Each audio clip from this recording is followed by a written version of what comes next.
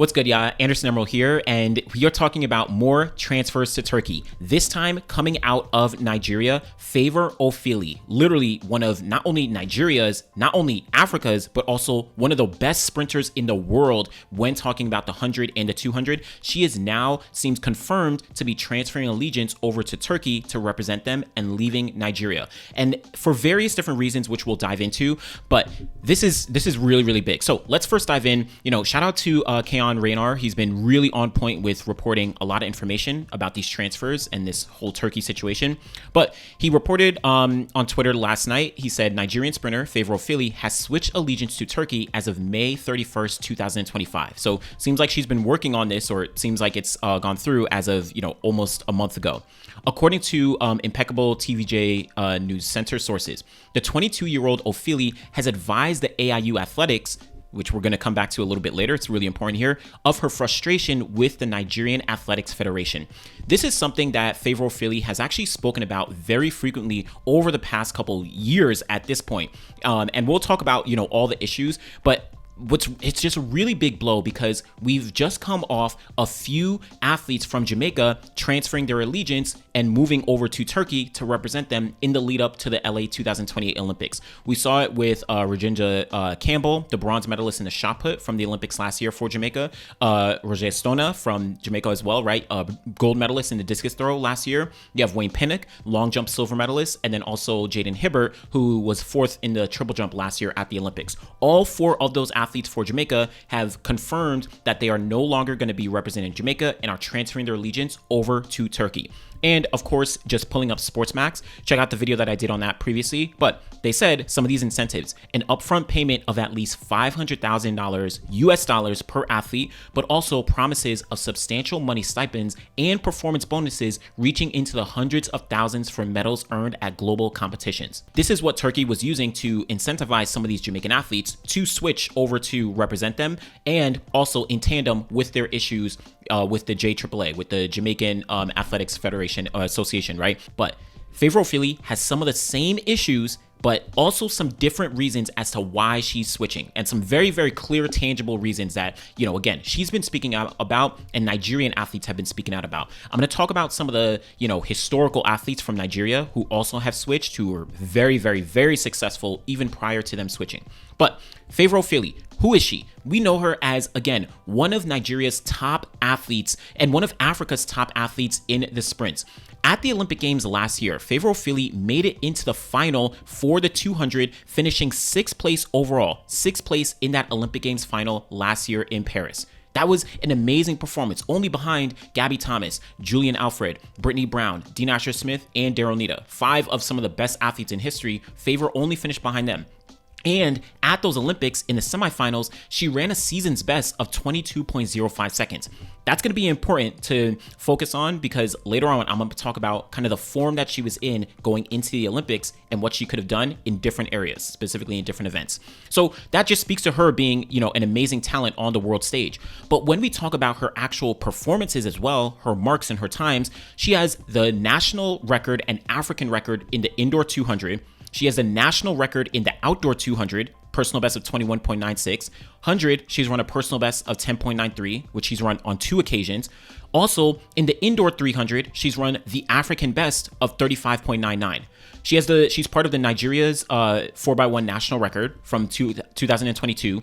And to cap it all off, this year, she ran the world record in the 150 meters, all the way down in Atlanta. So that just happened this year. In my opinion, I thought Favour Ofili was more than capable of becoming a medalist at the Tokyo World Championships later on this year. We'll talk about why she may or may not still get the opportunity to do so, but she has been on fire and has been developing year after year, showing so much progress and so much promise. And even this year, not only the world record in the 150 meters straight race, she also has already run sub 11 seconds, 10.99 this year. So Favour Ofili is already in impeccable form. So to see this news and to see her transfer allegiance to Turkey is a big loss, but in my opinion is actually a pretty good move. So let's talk about why Favour Ofili is actually leaving to go represent Turkey. So circling back to Kaon, he actually had noted that Ofili stated that the Nigerian Athletics Federation caused her to miss the Tokyo 2020 Olympics after they did not confirm her number of doping control tests tests and then missed competing in the 100 at the Paris Olympics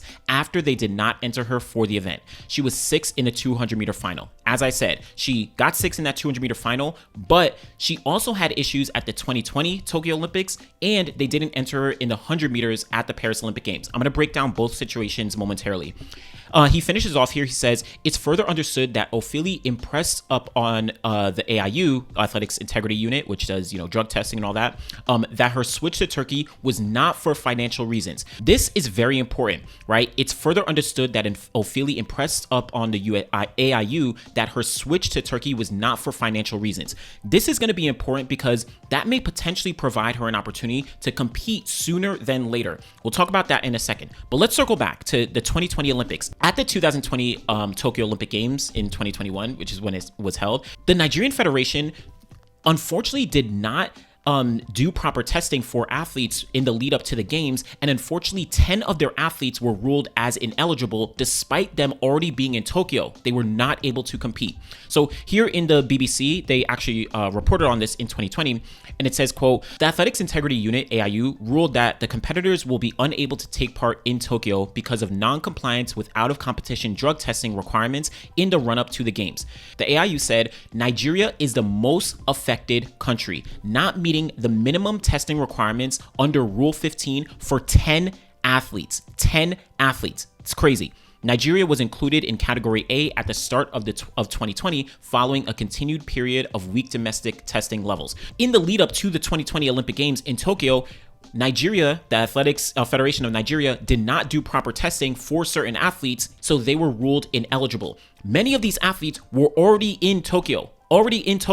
And we could see actually when they were in Tokyo, they actually ended up protesting in the Olympic Village because they had prepared. They were not aware that the Nigerian Federation didn't actually do proper testing as they were supposed to. They were probably getting tested in different capacities, but because they required maybe a little bit more testing because of issues with Nigeria, they did not unfortunately get that extra testing, and so all these athletes were disqualified. And this was massive. This was massive at the time. So here in NPR, it says Nigerian athlete Chioma Onwekwere, who had trained for years to hone her discus skills, considered competing at the Tokyo Games to be the pinnacle of her career. She said, quote, this is supposed to be one of the happiest moments of my life, she said. Instead, because Nigerian athletic officials hadn't conducted enough drug tests over the past several months, Onwekwere and 9 other Nigerians unexpectedly found themselves disqualified this week. She said, quote, I am beyond heartbroken, Onwekwere said in a statement. This feels like a bad dream that I can't wake up from. On Friday, the 10 disqualified Nigerian track and field athletes took to the streets of the Olympic Village to protest the decision. So this again was in Tokyo 2020, and you can see this is one of the pictures that absolutely blew up, online when talking about the, when they were protesting in Tokyo. They were in Tokyo. This is one of the issues. Look who's right here. Favour Ofili. Right? Chioma right here as well. Ruth Usoro, the triple jumper at the time in 2021. She was an NCAA triple jump champion that year. She's also here. You have Chidi Okeze, I think, is here, right? You have Rosemary Chukwuma. You have Annette, who I'm going to get back to later on as well. Annette Echikunwoke, right? And a couple other athletes. These athletes they're in Tokyo and they're not able to compete. So this was the first, I don't know if it was a first straw, but one of the blunders that the Nigerian Athletics Federation dealt to these athletes, specifically to Favour Ofili, who we're talking about here. That's step 1. Step 2, Paris 2024. At the Paris 2024 Olympic Games, I said that Favour competed in the 200, made it to final, finished 6th, but remember, here, she did not actually compete in the 100 because, as reported by Reuters at the time, Ofili says Nigerian officials failed to register her for Paris 100 meters. And in the article, it says Nigeria's Favour Ofili will not compete in the women's 100 meters at the Paris Games after the country's athletic federation and Olympic organizing committee failed to enter her in the event, the sprinter said. Ofili was registered for the women's 200 and 4x1 relay on Wednesday, but the 2022 Commonwealth Games silver medalist said in a social media post late on Tuesday that she was not signed up for the shorter individual sprint. And here, Ofili continues and she says, quote, it is with great regret that I have just been told I will not be competing in the 100 meters at this Olympic Games. I qualified, but those with the AFN, Athletics Federation of Nigeria, and NOC, National Olympic Committee, failed to enter me. I have worked for 4 years to earn this opportunity for what? So this was another massive, the second time, right? Yes, she got to run the 200, she got to do all that, but the second time that she went to an Olympic Games and didn't get to compete in the event that she had actually been working for, the 100 and the 200, and she finds out last minute. This was barely, you're talking about July 31st. The Olympics started, I think, on August 4th, I think, or something like that, right? The beginning of August. So just a few days before. That is heartbreaking for Favour when talking about her competition and opportunity at the Olympics. And the fact that she finished 6th place in the 200. And like I said earlier, remember, in that 200 at the Paris Olympics, she ran a season's best of 22.05 seconds. Speaking to her 100, if she competed there, I have no reason to believe that she wouldn't have been able to improve on that. I think she had run a best of 11.06 seconds that year. She had run 11.07 leading up to then. She was more than capable of actually improving upon that. Now, I'm not saying she would have medaled, but think about an athlete who's young and on the rise and making progress, where she could have potentially made the final in the 100, and who knows, maybe there would have been additional incentives, for Favour as it relates to her contract with Adidas, where maybe she would have gotten some bonuses for making the final, for potentially improving, a personal best or a national record. I mean, I don't know if she would have broken the Nigerian national record, right? 10.79 by Blessing Okabare, but who knows? Like, the fact of the matter is, an opportunity was taken away from Favour by no fault of her own. So all of this does lead to the issue now where she is going to be transferring allegiance to Turkey because she can't deal with the Nigerian Athletics Federation. But because of all this, like I said, the issues in 2021 at the Olympics, the issues in 2024 at those Olympics as well, this actually may open the door for Favour to actually compete earlier than later. And this kind of does circle back to what was noted earlier, where Ofili has advised the AIU Athletics of her frustration with the Nigerian Athletics Federation. Again, Kaon is reporting here. And it says here that it's further understood that Ofili impressed upon the AIU that her switch to Turkey was not for financial reasons. Why is this important? Well, if we take a look at the World Athletics Transfer of Allegiance eligibility rules, which I did speak about with the Jamaican athletes in the previous video, where if an athlete is transferring from one country to another, they generally do have to wait 3 years from the last time they represented that country on the global stage at the Olympic Games, World Championships, World Indoors, etc., etc. So that's why with many of the Jamaican athletes, they competed at the Olympic Games in 2024, so they would have to wait until August of 2027 to then represent Turkey. Similar for Favour Ofili, she competed for Nigeria at the Olympic Games last year, so would, on paper, have to wait until August of 2027, so the World Championships in Beijing, which would be September that year. But in the actual eligibility rules, there does seem to be an exception for that Favour Ofili may fall into. In the rules here in 4.7, it says, quote, "The following is a non-exhaustive list of factors that World Athletics or its delegate may take into account in exercising the discretion conferred on it under Rule 4.6 above, should it see fit to do so." And 4.6 talks about on any waiver of variation of any of the requirements set out in these rules. Example, a shortening of the waiting period in a particular case. So potentially shortening that 3-year waiting period. So some of these things do include whether an application is motivated by circumstances outside of the athlete's control. For example, war, refugee status, etc., or by personal circumstances, for example, a family move, that are unconnected to the athlete's sporting abilities.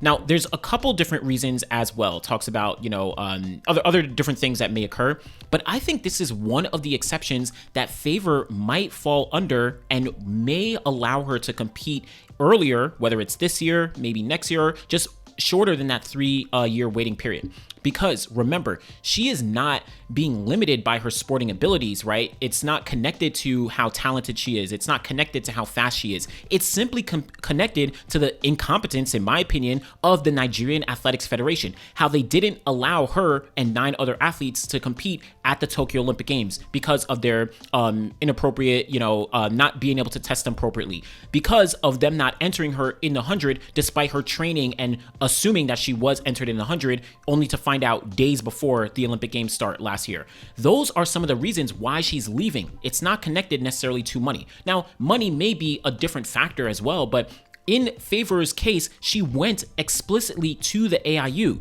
She went to the AIU to complain about the issues that she's been having and vocalize them that this is not about money. This is the issue that I have with the Nigerian Athletics Federation. I think that may be taken into consideration here and allow her to compete a little bit earlier than the 3-year waiting period, which would be a very, very, very good move. So we'll see how that actually does play out, but it's a little bit in her favor. Now, this is Favor transferring to Turkey, but we know that this has actually occurred throughout history for Nigeria. There's so many times where very successful athletes representing Nigeria won medals on the global stage, but had to deal with so many setbacks with the Nigerian Athletics Federation, leading them to transfer to another country. I'm going to talk about 3 different athletes. First off, Annette Echikunwoke, who competes now for the United States, throws the hammer. She's the Olympic silver medalist from Paris last year in the hammer throw, and she actually did want to represent Nigeria at the 2021 Olympic Games. But remember that protest picture I showed? Up in the top corner, Annette is right here. She was one of the athletes who did not get to represent Nigeria, was left out because of the, lack of tests that, Nigerian Federation didn't orchestrate. So she went on to switch over to represent the United States on the global stage. But even looking back at her history, she actually was attempting to represent the United States in previous years, where as she was born in Ohio, her family and her parents are Nigerian, but she was, as a young athlete, just starting out, wanted to represent the United States. She competed at USA Junior Championships, didn't qualify for anything. In 2019, she also competed at the USA Championships, both outdoors, and I also think she competed at the USA Indoor Championships as well, but didn't qualify for anything there as well. So she never actually did represent the United States on the global stage. So in 2021, she actually did go on to attempt to represent the Nigerian Federation, so ahead of the 2020 Olympics. But at those 2020 Olympics, well, of course, in 2021, she competed at the Nigerian trials, qualified very comfortably, but we know the result. Got to Tokyo, unfortunately was unable to compete due to the negligence of the Nigerian Federation. So guess what? She transferred over back to, or not back, but just transferred to the United States because she never represented a country yet. And she, of course, got the opportunity to actually compete at the Olympics and won a silver medal. That is a loss for Nigeria because of negligence from the Nigerian Athletics Federation. That's not it though. That's like the most recent high profile example. If we go back a little bit in history, do you remember this guy? Francis Obikewlu, 100 meters, Olympic silver medalist from 2004 in the 100. He actually was one of the more prominent Nigerian athletes throughout all of the 90s. In the 1990s, he was the world junior champion in both the 100 and the 200 in 1996. He then won a bronze medal in the 200 at the 1999 World Championships, was part of Nigeria's 4x1 at the 1997 World Championships, got a silver medal, but then dealt with so many issues with the Nigerian Federation. He dealt with an injury, I think a knee injury. He was trying to get support and help, with medical staff and training staff from the Nigerian Federation, but they didn't help out. They actually, from what I remember, they told him that you're not really injured, you're just complaining. You don't, whatever. They just brushed him off. They just scoffed at him. So guess what? He went to Canada to go get some surgery, some rehabilitation, some medical support. He was there for a couple weeks and months. While he was there, didn't hear a word from the Nigerian Federation. Didn't hear a word from them. No contact, no nothing. This is Francis Obikewlu. So transferred over to Portugal, went through the process, and guess what? 4 years later, 2004, at the Olympic Games, is a silver medalist in the 100 meters. Behind Justin Gatlin. That was when Justin Gatlin won gold, Francis Obikewlu was silver, and then Maurice Green got the bronze medal. Sean Crawford was fourth by a hair there as well. Another issue with a Nigerian athlete who had issues with the federation and they just did not come and support him. That's not it though. That's just the second one I'm talking about. Gloria Alozie. Gloria Alozie is also one of the more successful Nigerian athletes, specifically in the hurdles and in the 100. 60-meter hurdles at the World Indoor Champs, silver medal, 1999.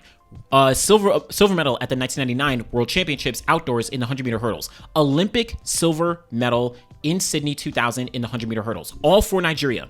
Guess what? Ran into issues. The Nigerian Federation was not supportive of her. The Nigerian Federation didn't help her out in, ways that would be beneficial to the long-term success of her career. So she transferred over to Spain and ended up representing them on the global stage, eventually winning, more medals on the global stage, right? 60-meter hurdles, got 2 silver medals indoors, European, champion in the 100-meter hurdles. Another athlete, one of the legends who was very successful beforehand, but Nigerian Federation didn't take care of them, didn't pay attention, didn't do what was necessary to cultivate an athlete's success, and eventually, let them go. So that's another one. But this just does speak to how many issues and how many prominent athletes have been left out in the cold by the Nigerian Federation, whether it is all the athletes who protested, and who weren't able to compete in Tokyo 2021.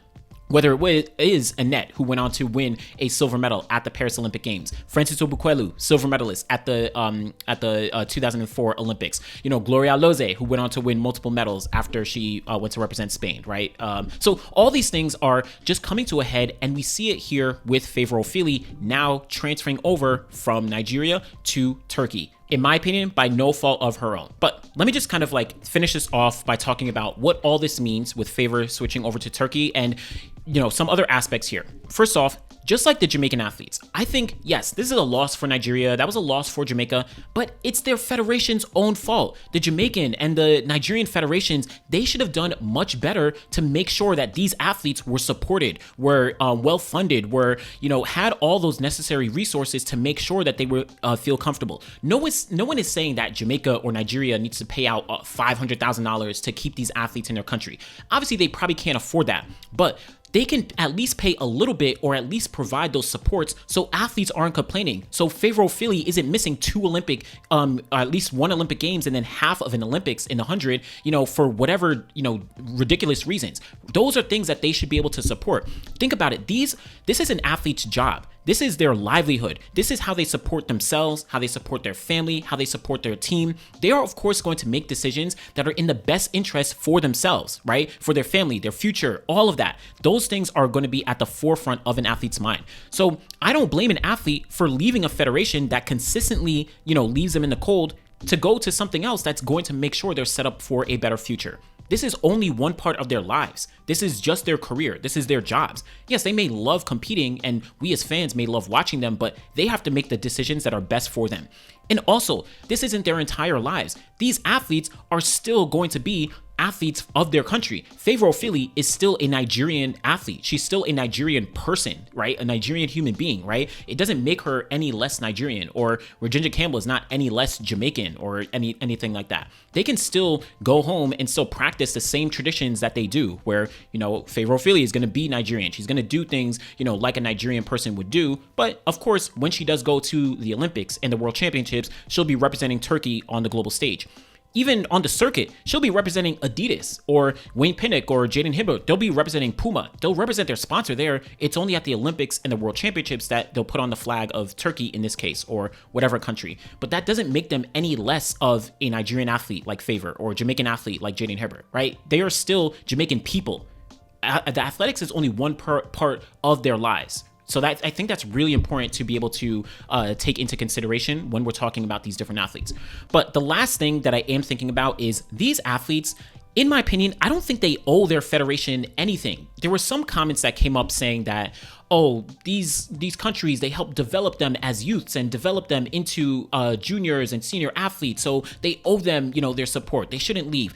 Yeah, sure, maybe they were part of their development, but they're only one part of the athlete's development. Favour Ofili, sure, she grew up in Nigeria and she was running in Nigeria as a youth athlete, but she then went to the NCAA to compete for LSU and became, a junior athlete, became the senior athlete that we now know today. She still trains in LSU with Coach Dennis Shaver. So that's only one part of the equation. Also, if Nigeria, if they help develop Favour as a youth athlete and help to raise her and all that, why is it that they're now leaving her in the cold? Why is the development and the support only up to a point and then you leave them, to be on their own accord for the rest of their career? No, that can't be it. You have to support them all throughout, or situations like this are going to occur. Athletes have long lives and long careers. You can't only work with them for one part and then forget about them for the rest of the part, especially when someone like Favour is on the cusp of winning a medal, whether it's at the World Champs or at the Olympic Games. This is a very pivotal time that you need to make sure that you're working with an athlete like this. So I just think like some of the things I think it's perfectly fine. If Favour wants to make the move, if Jaden Hibbert, if Wayne Pinnock, Rajinja Campbell, Roger Stonett, like if all of them want to make the move, in my opinion, it's fine, especially considering the circumstances that they've been put in as it relates to their federations. But this is just some of my thoughts as it relates to these transfers. Again, this is like really interesting discussion. It's been really tricky for these athletes. Hopefully things do go well. Again, this maybe was a little bit longer than I intended, but let me know what you think about all these athletes making a transfer from, you know, whether it's Jamaica, Nigeria. Of course, this case in Favour, this is a big surprise, but let me know what you think. All the sources are in the description from all the articles and, you know, things I was checking out. So do check those out. And the timestamps are below as well. Let me know what you think. Be sure to like the video, subscribe to the channel. Always truly appreciate y'all. Thanks for watching.